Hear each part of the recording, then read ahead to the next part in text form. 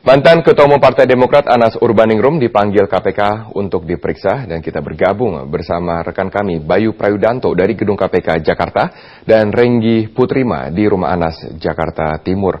Kita ke Bayu terlebih dahulu. Bayu, apakah ada kepastian apakah Anas datang ke KPK hari ini? Ya, Robert, melalui kuasa hukum Anas Urbaningrum akhirnya tersangka kasus suap dugaan gratifikasi dari proyek Hambalang dan proyek lainnya, yakni Anas Urbaningrum menolak untuk menjalani pemeriksaannya untuk pertama kalinya sebagai tersangka. Ada beberapa alasan yang disampaikan kuasa hukum Anas Urbaningrum kenapa Anas Urbaningrum menolak untuk hadir menjalani pemeriksaan pertamanya. Yang pertama terkait dengan adanya ketidakjelasan mengenai pasal sangkaan yang dikenakan oleh Anas Urbaningrum yang dikenakan dari Komisi Pemberantasan Korupsi. Sebagaimana diketahui dalam kasus dugaan korupsi proyek Hambalang, Anas Urbaningrum dikenakan pasal sangkaan atau dugaan penerimaan gratifikasi dari proyek Hambalang dan proyek lain-lainnya. Nah, kuasa hukum dari Anas Urbaningrum mempertanyakan proyek lainnya yang dimaksud oleh Komisi Pemberantasan Korupsi. Dan Anas Urbaningrum sendiri mengaku akan menjalani pemeriksaan atau hadir memenuhi panggilan penyidik Komisi Pemberantasan Korupsi apabila sudah ada surat jawaban dari Komisi Pemberantasan Korupsi mengenai kasus hukum yang menjerat Anas Urbaningrum.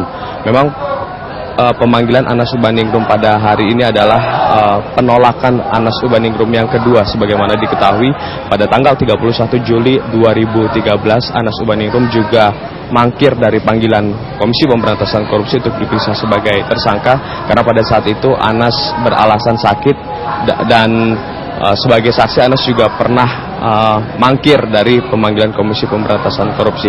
Dalam catatan kami memang Anas Urbaningrum untuk diperiksa sebagai saksi maupun tersangka memang selalu beralasan untuk menolak hadir.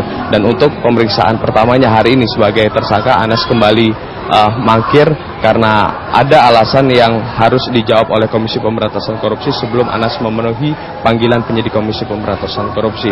Dan berikut pernyataan dari kuasa hukum Anas Urbaningrum, Indra Nathan.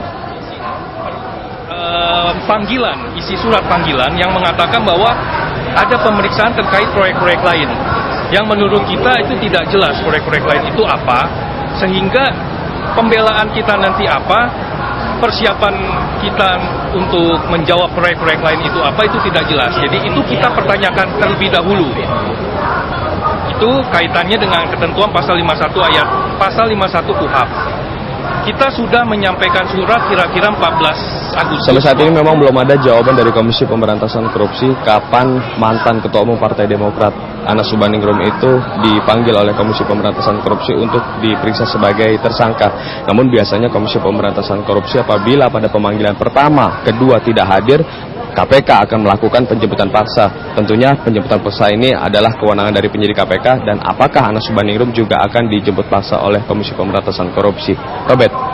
Lalu Bayu, apa alasan KPK begitu lama memeriksa Anas setelah menjadi tersangka dan apakah benar informasi beredar bahwa Anas akan segera ditahan setelah diperiksa hari ini?